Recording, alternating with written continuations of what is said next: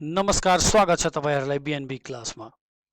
आज पुनः हामी चाहिँ एउटा नयाँ प्रस्तुति तर पछिल्लो एउटा भिडियोकै निरन्तरताको रूपमा भाग 2 लिएर प्रस्तुत भएका छौं। We again want to request you, if you are new to our channel, please subscribe to our channel and hit the bell icon so that you could get the notifications whenever we upload a new video. Also visit our Facebook page and like the page where you will avail different banking related notes and materials. So let's start. आजको हाम्रो topic पुरानी topic common interview questions and answers सामान्यतः अन्तर्वार्तामा सोधिने प्रश्न तथा उत्तर भाग 2। एउटा अर्को कुरा बुझ्नु पर्यो, तपाईको हँसुलो अनुहारले अन्तर्वार्ता कक्षको वातावरण सहज पार्न सक्दछ भनेपछि अन्तर्वार्ता आफैमा एउटा तनावपूर्ण, आफैमा एउटा स्ट्रेसफुल माहौल सिर्जना गर्दछ भनेपछि तपाईले चाहिँ आफूलाई हँसिलो र प्लेजेन्ट तरिकाले प्रस्तुत गर्नु पर्यो। त्यसले तपाईलाई पनि आत्मविश्वास दिनेछ र इन्टरभ्युअरहरूलाई पनि यो कुरा हुनेछ कि तपाई चाहिँ तनावमा हुनुहुन्न भनेपछि तपाई चाहिँ काम गर्दा पनि त्यति बढी तनाव लिनुहुन्न भन्ने सन्देश चाहिँ जानेछ। Let's start with the first question of the day. What do you want to work with us? तपाई हाम्रो संस्थासँग किन जुड्न चाहनुहुन्छ? यसको आशय के त? तपाईको इन्टेन्सन जुड्न मात्र हैन, हामीसँग कति दिनसम्म तपाई बस्नुहुनेछ, how long will you stay with us, त्यो कुरा चाहिँ बुझ्नलाई यो क्वेशन सोधिएको छ भनेपछि हामीले यसको जवाब दिनु पर्यो हैन? आन्सर। अब यसमा त तपाईले आफ्नो इन्ट्रेस्ट र आफ्नो इन्टेन्सन बताउनु पर्यो। तपाईले आफैले इन्स्टिट्युसनको बारेमा स्टडी गर्नु पर्यो र भन्नु पर्यो कि सर यो इन्स्टिट्युसन यस्तो छ, म यहाँ भयो भने मेरो करियर ग्रोथ यस्तो हुनेछ भनेपछि म चाहिँ यो संस्था छोडेर जादिन, म लामो समयसम्म बस्छु आदि इत्यादि। अब यसमा एउटा सिम्पल चाहिँ हामीले एउटा आन्सर लिएको छौं, हेरौं है। I'm really impressed by the leadership team of your company. I also read on the website that the company is planning to expand overseas. So it's a great opportunity for me to learn as well as contribute to the growth of the company. हेर्नुस् है, म चाहिँ तपाईको संस्थाको नेतृत्वको समूहबाट एकदम बढी के भन्छ हर्षोत्साहित छु। मैले यो पनि अध्ययन गरेँ कि तपाईको संस्था चाहिँ विदेशमा पनि अब हैन आफ्नो कारोबार विस्तार गर्दैछ भनेपछि यो त एकदम ठूलो अवसर हो मेरो लागि। के का लागि? अध्ययन गर्नको लागि र साथसाथै यो संस्थाको के भन्छ वृद्धिमा योगदान पुर्याउन पनि मलाई यो ठूलो अवसर छ भनेपछि म चाहिँ यसले के बताउँछ भन्दा कि म अहिले जाँदिन, तपाई जसै जसै अगाडि बढ्नुहुन्छ म पनि सँगैसँगै अगाडि बढ्न चाहिरहेको छु। Means I am going to stay here for a longer period of time. अर्को question, how well do you work under pressure? तपाई तनावमा कति राम्ररी काम गर्नुहुन्छ? अब यसको आशय के त? तपाईसँग के उहाँहरू सुन्न चाहदै हुनुहुन्छ कि तपाईलाई यदि जिम्मेवारी दिइयो र जिम्मेवारीसँगै कार्यभार पनि थपियो भने तपाईले चाहिँ त्यो कस्तो फिल हुन्छ, तपाई त्यसप्रतिको धारणा र तपाई कतिको तनाव लिन तयार हुनुहुन्छ त? हेर्नुस् है, जति बढी काम त्यति बढी pressure. It's very simple rule. The more work you have, the more load you have, because you will have to deal a lot of transactions. भनेपछि तपाईले काम त्यही बेला बढी दिइन्छ जब तपाईले जिम्मेवारी दिइन्छ र जिम्मेवारी कुन बेला दिइन्छ? जब तपाईमाथि भरोसा गरिन्छ र जब भरोसा गरिन्छ भनेपछि तपाई चाहिँ अब संस्थामा अगाडि बढ्दै हुनुहुन्छ भन्ने कुरा चाहिँ तपाईले बुझ्नु पर्यो र त्यो बेला तपाई चाहिँ कतिसम्मको तनाव सहन गर्न सक्नुहुनेछ त? Answer. Talk about your past experience and display that you are calm and positive at all times. तपाईले चाहिँ यस्तो देखाउनु पर्यो कि तपाई विगतमा पनि हैन पहिला पनि तपाईले चाहिँ विभिन्न कामहरू एकैचोटी गर्नुभएको छ र तपाई हमेशा शान्त र सकारात्मक तरिकाले चाहिँ त्यो कार्यहरू सम्पन्न गर्नुभएको छ। यसरी आन्सर दिँदा चाहिँ ठिक्क होला। अब यो सानो हिन्ट छ, हामीले हेरौँ है। अब म यसले नेपालीमै भन्छु। वास्तवमा भन्ने हो भने मेरो लागि तनावमा वा बिना तनावको माहौलमा काम गर्नु भनेको लगभग त्यस्तै हुन जान्छ। यदि म एउटा सानो उदाहरण दिउँ भने मैले मेरो पछिल्लो कम्पनीमा, यहाँ तपाईँ यदि एक्सपिरियन्स छैन भने तपाईँ भन्न सक्नुहुन्छ कलेजहरूमा होइन, हामीले चाहिँ एउटा प्रोजेक्ट दिएको थियो, एउटा काम दिएको थियो जुन चाहिँ 4 दिनमै कम्प्लिट गर्नुपर्ने थियो, जसको लागि साधारणतया 10 दिन लाग्ने गर्थ्यो। अब यसले त हाम्रो पुरै टिमका सदस्यहरूलाई तनावग्रस्त बनायो।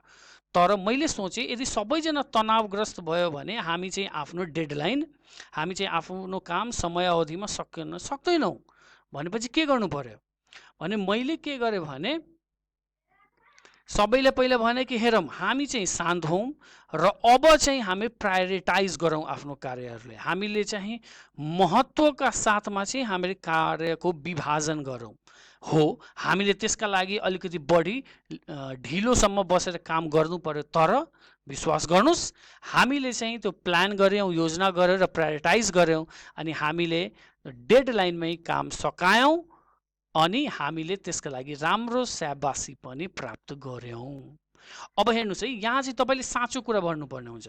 यस्तो होइन कि झुटोको भन्दिनँ कि मैले कलेजमा यस्तो गरेको थिएँ त्यस्तो गरेर, होइन।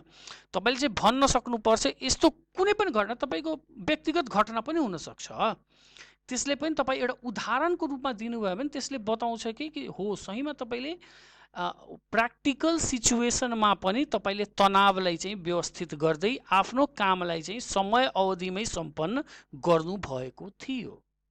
अगाडि बढौँ। How do make important decision, तपाईँ कुनै आवश्यक निर्णय कसरी लिनुहुन्छ। हेर्नुहोस् है, यो पर्सनल र प्रोफेसनल दुईटै किसिमको क्वेसन हो। अब यसको आशय के हो भन्दाखेरि तपाईँले यदि अख्तियार दियो, अधिकार प्रयोग दियो भने तपाईँले त्यो अधिकार प्रयोग गरेर राम्रो निर्णय लिनुपर्ने हुन्छ है, र त्यसको पुरै जिम्मेवारी तपाईँ आफैले लिनुहुन्छ। के तपाईँ त्यस्तो गर्न इच्छुक हुनुहुन्छ? आशय चाहिँ यो हो। एन्सर हेर्नुहोस्, तपाईँले कहिले पनि भन्नु हुँदैन कि सर मैले थाहै होइन, अब त्यो त त्यही बेला हेरौँला नि, यसरी चाहिँ भन्न भएन। तपाईँले एकदम बेसिक आफ्नो बुकिस नलेजले प्रयोग गर्यो भने त भइगयो नि। Go easy with the decision making process.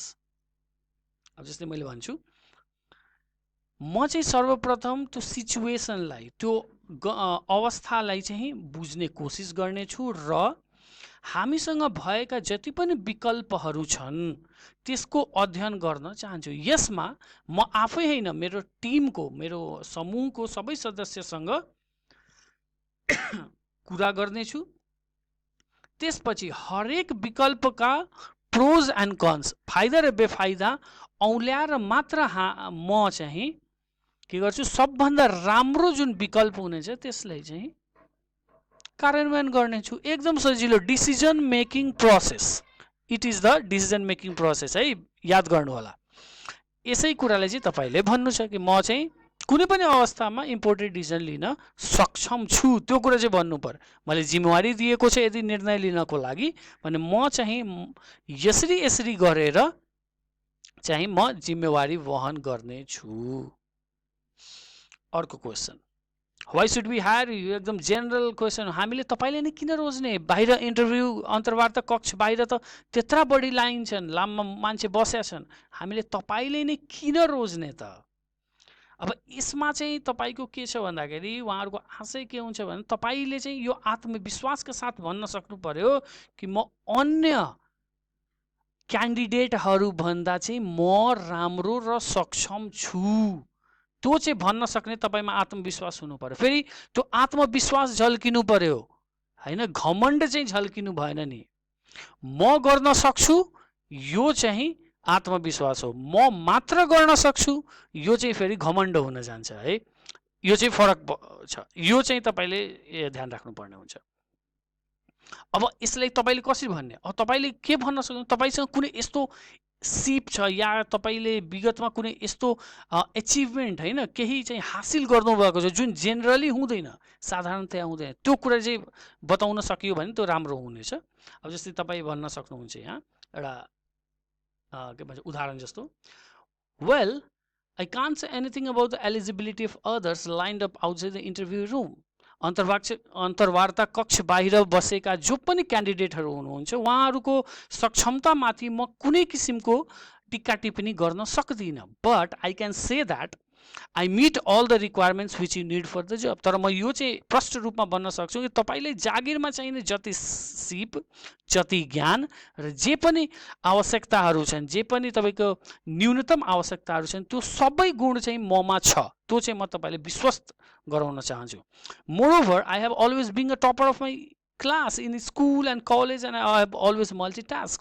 म चाहिँ हजुरलाई यो पनि बताउन चाहन्छु कि मैले अहिलेसम्म म स्कुलमा कलेजमा जहाँ पनि पढेँ म टपर थिएँ र मैले एकै टाइममा विभिन्न कार्यहरू चाहिँ गरेको छु। भनेपछि पढाइका साथसाथ कलेजका, स्कुलका या तपाईँ कुनै संस्थाको इक्जाम्पल पनि दिन सक्नुहुन्छ का विभिन्न क्लबका कार्यक्रमहरू, प्रोग्राम्सहरू मैले गरेका छु।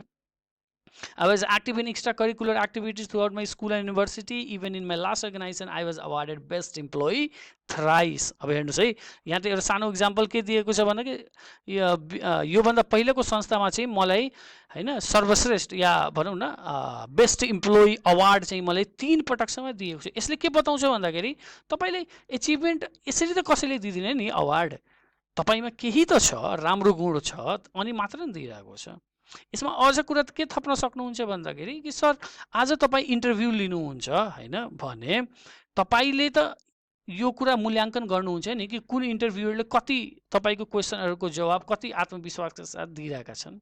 त्यस आधारमा तपाईँ निर्णय गर्नु होला। मलाई लाग्छ म चाहिँ आत्मविश्वासका साथ तपाईँको सबै क्वेसनको त भन्न सक्दिनँ, तर बढीभन्दा बढी क्वेसनको जवाब चाहिँ दिन्छु, चाहिँ त्यो तपाईँ ढुक्क हुन सक्नुहुन्छ।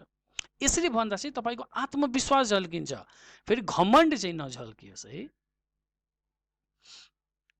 एउटा अझ, if you are the manager and angry customer complains about your own staff, how will you handle? यो सिचुएसनल क्वेसन भयो। मानुस् तपाईँले चाहिँ म्यानेजर बनाइयो र तपाईँ कहाँ चाहिँ कोही रिसाएको ग्राहक आउनुभयो, जसले चाहिँ तपाईँकै मातहतको एकजना कर्मचारीको गुनासो आउनुभयो भने के गर्ने त? के गर्ने?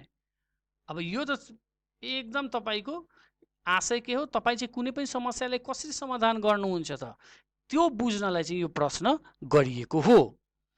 अब यसमा एन्सर हेर्नुहोस् है, यो कुनै किसिमको एन्सर यसमा पर्फेक्ट चाहिँ हुन सक्दैन, हरेक अवस्था युनिक हुन्छ। तर तपाईँले के भन्न सक्नु पर्यो भन्दाखेरि सर मेरो अप्रोच चाहिँ प्रब्लम सोल्भिङ तर्फ हुन्छ, टेक्निक जे पनि होस् होइन, समस्यालाई चाहिँ समाधान गर्ने चाहिँ मेरो उद्देश्य हुनेछ भनेपछि तपाईँ भन्न सक्नुहुन्छ सर पहिला त त्यो सिचुएसनले मैले बुझ्नुपर्छ कि मैले चाहिँ पहिला सबभन्दा पहिला त्यो ग्राहकलाई चाहिँ भन्नुपर्छ कि तपाईँ शान्त भएर एकछिन बस्नुहोस्, म उहाँलाई एक गिलास पानी या हुन्छ भने चिया कफी अफर गर्छु, म दिन्छु, प्रस्ताव राख्छु। उहाँले भन्छु तपाईँ बस्नुहोस्, आरामले आफ्नो गुनासो भन्नुहोस्, उहाँको कुरा सुन्नु। के भनिन्छ भन्दाखेरि कोही व्यक्तिको कुरा तपाईँले सुनि मात्र दिनुभयो शान्त तरिकाले ध्यानपूर्वक भने त्यो मान्छेको रिस, राग, द्वेष जति हुन्छ त्यो आधाभन्दा बढी यसै नै घटेर जान्छ। त्यसपछि जुन कर्मचारीको गुनासो गर्नुहुन्छ, म त्यो कर्मचारीले त्यही बेला गाली गर्दिनँ, तर म उहाँले यो कुरा चाहिँ यति विश्वास दिलाउँछु कि म उहाँको व्यवहारप्रति म आफै पनि तपाईँसँग माफी माग्छु र उहाँले म जे कारबाही गर्नुपर्ने हुन्छ हामी आफ्नो आन्तरिक नियम कानुन अनुसार गर्छु। तर तपाईँको जे समस्या छ त्यसको समाधान गर्ने मेरो हो। मतलब तपाईँले कुनै काम गर्न आउनुभएको छ, त्यो काम भइरहेको छैन भने म त्यो काम तपाईँको अहिले नै गरिदिनेछु। यसरी मिलाएर चाहिँ तपाईँले यसको एन्सर दिनु, किन यो सिचुएसनल क्वेसन हो, यो जे पनि हुन सक्दछ। र अन्तमा एउटा यदि तपाईँ एउटा क्वेसन सोध्न चाहनुहुन्छ भने सोध्नुहोस् भनेर, यसमा चाहिँ तपाईँले आफ्नो सोचेको चाहेको क्वेसन सोध्न सक्नुहुनेछ। जस्तै तपाईँ चाहिँ अब या त क्वेसन सोधेर जानुहोस् या तपाईँ सोध्न सक्नुहुन्छ कि सर मैले फलानु क्वेसनको एन्सर दिइनँ, त्यसको क्वेसन एन्सर के होला, या तपाईँ सोध्न सक्नुहुन्छ कि सर यो इन्टरभ्यूको रिजल्ट कहिलेसम्म आउन सक्ला, या तपाईँ जेनरलमा सोध्न सर तपाईँ यो संस्थाले चाहिँ अगाडि 5 वर्षमा के लक्ष्य राखेको छ, यस्ता जेनरल क्वेसन। पर्सनल क्वेसन नसोध्नु होला है। पर्सनल क्वेसन एकदम it's a big no, you should never ask a personal question about any one or personal remarks. So आजको लागि यतिकै नै। अलिकति कुरा चाहिँ हामी टेक्निकल क्वेसनको बारेमा गरौँ। यो त सब्जेक्ट म्याटरसँग रिलेटेड कुराहरू हुन्छ। अनेस्ट आन्सर तपाईँले दिनुभयो, थाहा छ भने ठिक छ, थाहा छैन भने तपाईँले चाहिँ त्यो भनिदिनुपर्छ कि मलाई थाहा छैन, टेक्निकल सब्जेक्ट म्याटर है। Thank you so much for being with us. Please like and share our video. Click here to subscribe.